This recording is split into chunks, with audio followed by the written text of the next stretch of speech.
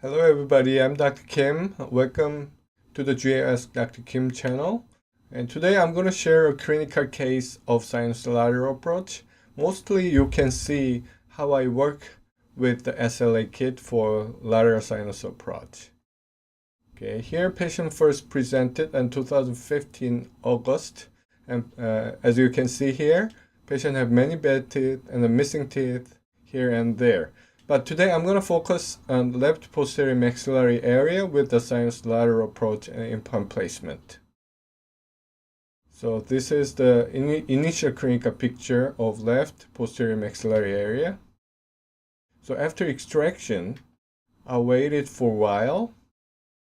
While I'm waiting, I placed lower few implants here. So this is the clinical picture of day of sinus graft for the left posterior maxillary area. So just before the sinus graft and implant placement of number 25.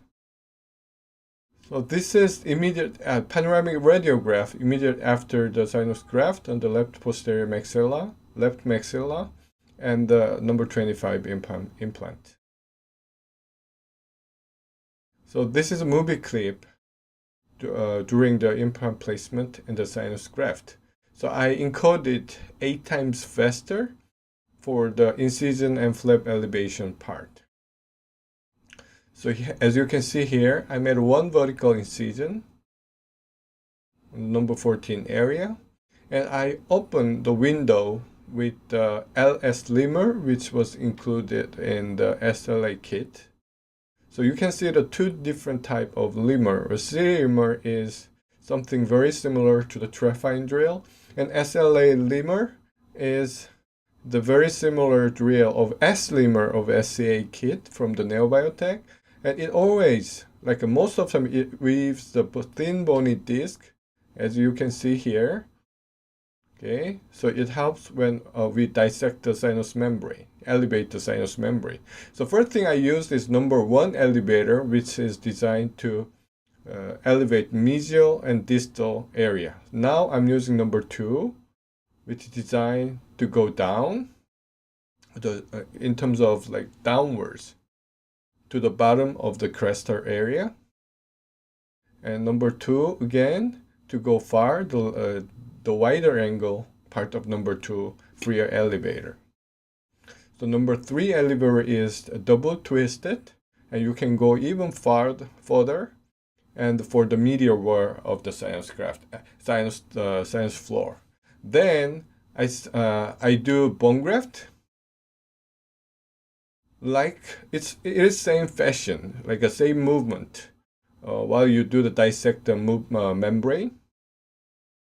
So first thing I do is I fill the distal area first, okay? Then I go to the mesial and I fill the middle area at the last time, for the last time. So I do little by little, and I repeat the same thing until I can fill it filled with the bone graft.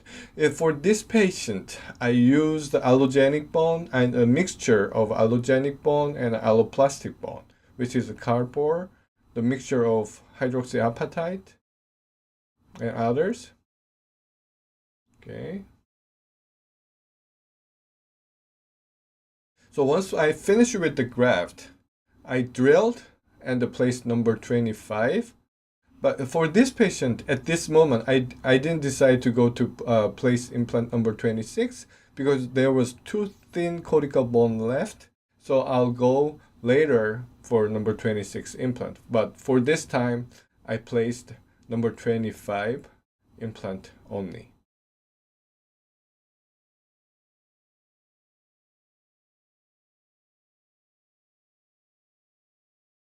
Okay, so I'm checking the depth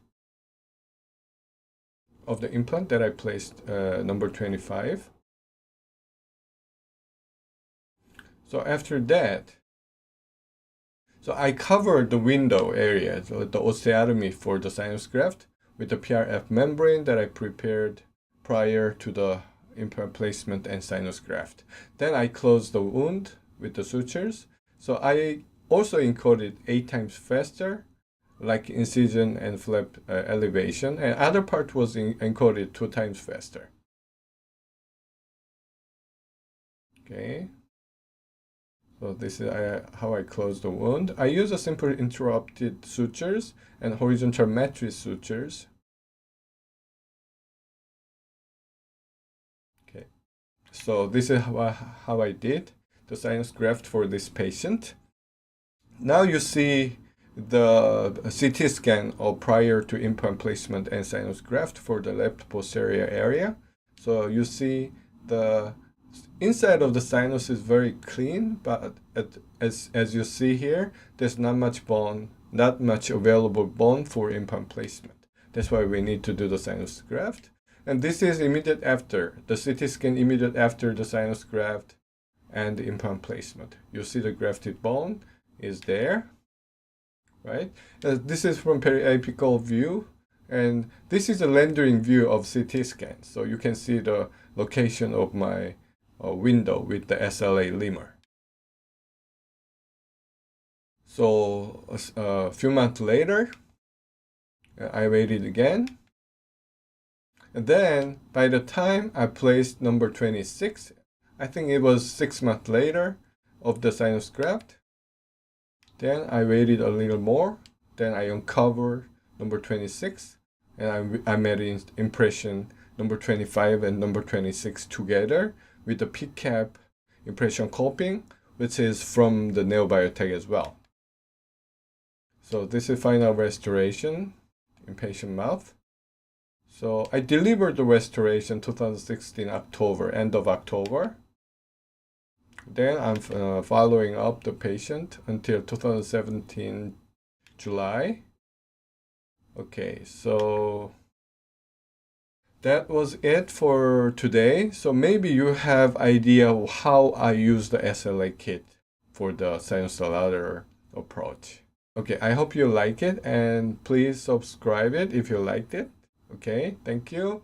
And I'm thinking to come back with another case in action. Thank you very much for watching.